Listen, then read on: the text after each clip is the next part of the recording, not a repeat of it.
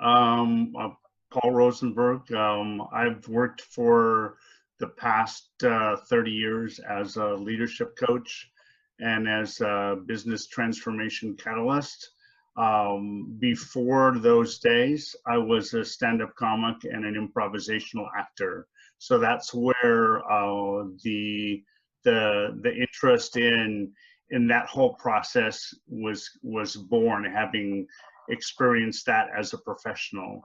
And as I began to dive deeper and deeper into the world of business, I began to notice that there were some great opportunities to replicate my experience as a comic and as an improvisational actor in order to spark innovation and spark creativity. That playfulness that was a part of my role, both of my roles in my life, was critical to a number of things. Number one, reducing stress in the business world, that playfulness. Number two, the sense of humor, for whatever reason, helped me break through some barriers in terms of getting people to move to a different space and getting them to feel comfortable. And number three, to establish trust with the people that I was working with. I found that the humor side of things reduced the tension and helped create a common bond with my colleagues, with my clients, that I wanted to dive in deeper and know more about. So that's kind of where it started. Mm.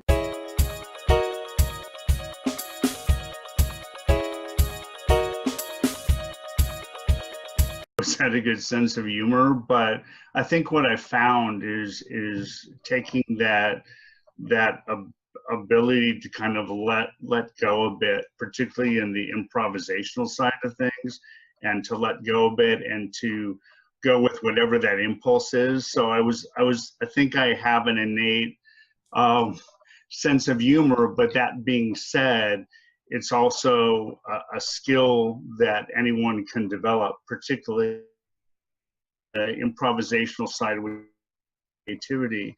And that when I've done workshops where we're doing applied improvisation or we're playing, that's the first thing people say is, oh, I'm not a funny person, or I'm not a creative person, or I'm not a,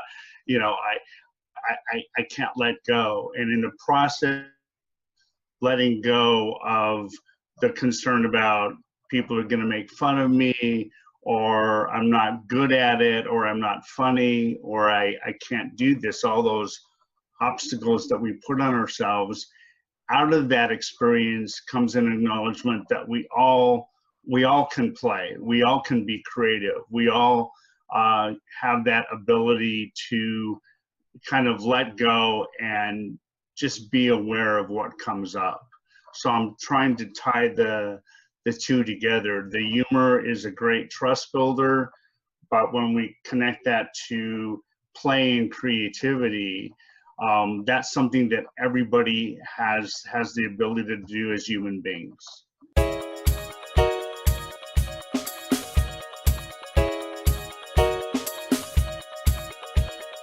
We all, as human beings, have those internal fears.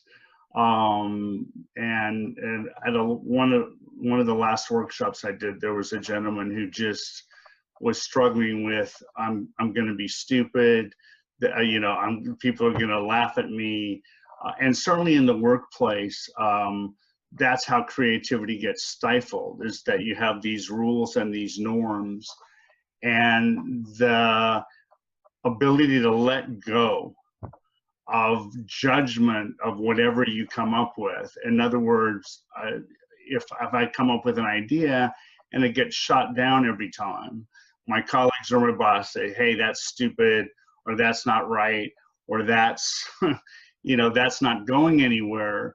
What it does is over time, it tells me I just better be quiet. And organizationally, that stifles people from exploring new ideas, from giving themselves permission to let go and create. And I think that's the that's the battle in the organizational workspace.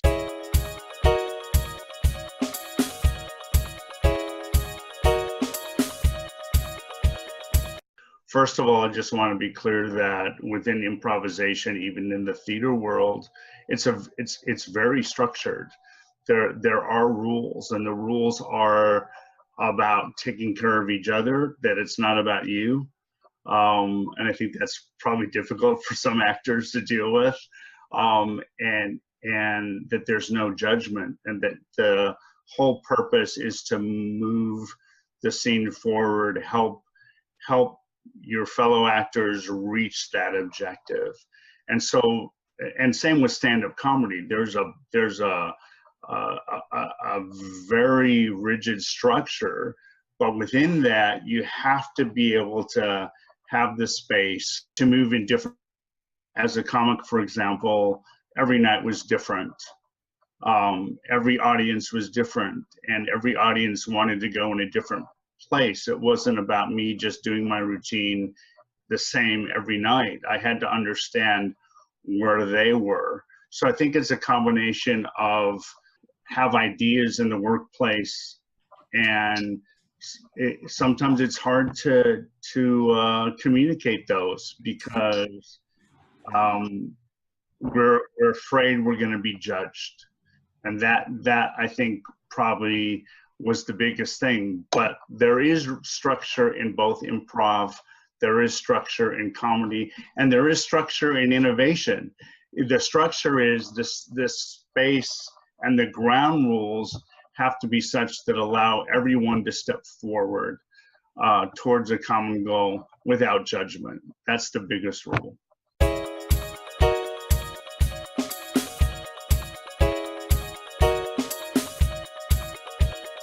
I think let's take an example. One of the reasons that I think mature organizations, be they small, medium, or large, kind of lose track on the creativity side and innovation side of things is that they get caught up in their routine and the structure and the business objectives. And what I found is that unlike startups, which have a very different environment and kind of an anything goes almost environment where there's a lot of creativity, those mature organizations have lost that ability to go to a space where there is no judgment, where it is creativity at its purest form, where people can throw out whatever ideas they wish. And one of the mistakes that most mature organizations make is that they start to judge those things immediately. If somebody comes up with an idea, oh, that won't work, or this is not who we are, or whatever. And so you lose in the process the ability just to throw a bunch of ideas out there and go with the ones that resonate and make sense. In other words, the process is cut off immediately. And what I like to see is in an improv space or a comedy space or a creativity space is just let it go and see where that dialogue and conversation takes you. And I think that's exciting, because through that process, some great ideas can be born and can be nourished. But if we're saying, hey, we that's not who we are, then there's no space for those impulses that we have as creative human beings.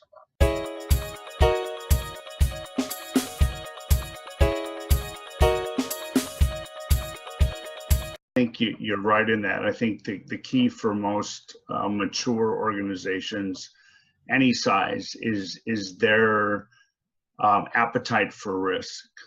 And when you're starting out, the sky's the limit, and that's where great ideas are born. As you move through that life cycle, companies tend to become more risk averse. and therefore new ideas are not embraced as they would be in a startup or an entrepreneurship. So my view is this, that I think that mature companies can create some space for innovation. They just have to be very purposeful about it. It's not going to happen on its own. You said something very interesting. There's a time and a place. Most companies don't create the time and the space for creativity once they become more mature. And so it has to be a purposeful decision to say, we're going to bring the best and the brightest together. And it's not some retreat, flip chart, let's do this and then nothing happens. They have to say, we have to make sure that we are given the time and the space for our teams at any level to engage in the creative process. And I think that would be an amazing thing for companies to do, but they don't, because they get caught up in the mundane of the day-to-day.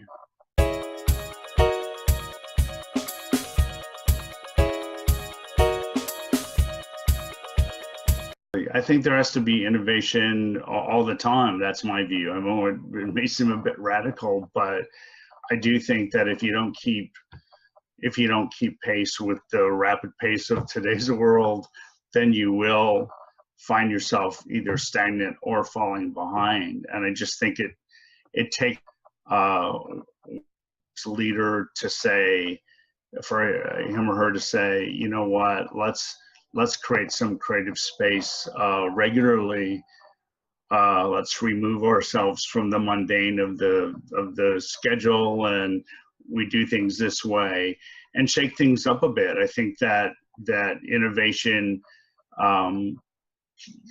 can be generated by just shaking things up a bit, and one day saying, hey, we're not going to do what we normally do, we're going to do something completely different. And that change in energy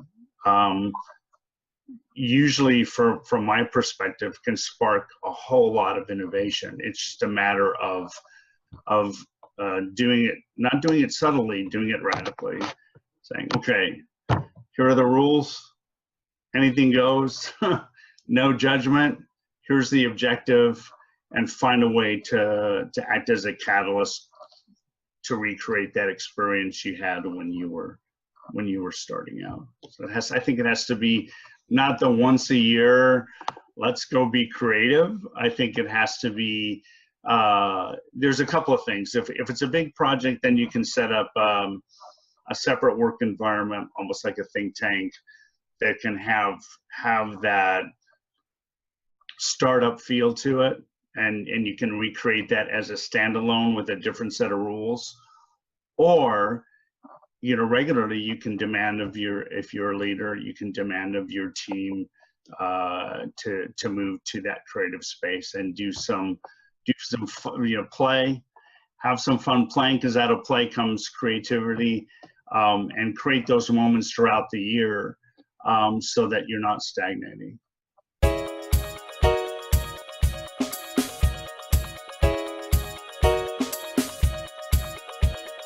Yeah, I think it's for whatever reason. I think it's important that you look at all of your skill set and all of your experiences. For me, having been a comic and improvisational actor while entering the world of business was a great thing. It wasn't one or the other. And it certainly has helped me, as a coach, as a change agent, because it gave me some skills that I could apply into the business world. And I think all of us, if we tell ourselves that I'm not creative, I'm not funny, I can't trust my gut, and we do that over and over again, then we'll be able to, we won't be able to contribute as much on the creative side because we've limited ourselves. Fortunately for me, I had exposure to both worlds, and I consider myself very lucky that I was able, as you said, to synthesize those two aspects, the creative self and the business self. And I do think that for a lot of us, we tend to look at as an either or, as a binary choice. I think we can be both. I think we can be very serious business people and also be playful and be creative. You know, business is serious. My view is not so much. I think that sometimes the less serious you are, the more creative and innovative you can be.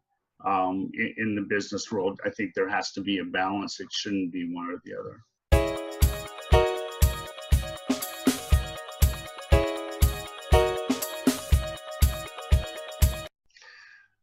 I think probably there's three things I'd like to say. Number one is that we are all creative people. We're creative human beings. The difference between you know, between someone who is outwardly creative is just what we tell ourselves. We all have that ability to create, to innovate. It's part of our DNA. I think the second thing is that if we understand that there is value in play, out of play comes ideas, that we allow ourselves to play. I know in the workplace that's been kind of removed, that you're not allowed to play. Business is serious. So I would say just the opposite. Play creates collaboration. It can be a spark to creativity.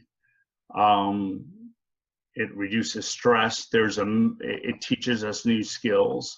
And I think if we can, every now and then in the business, not every day, make it a part of how we do business, I think that would serve everybody really, really well.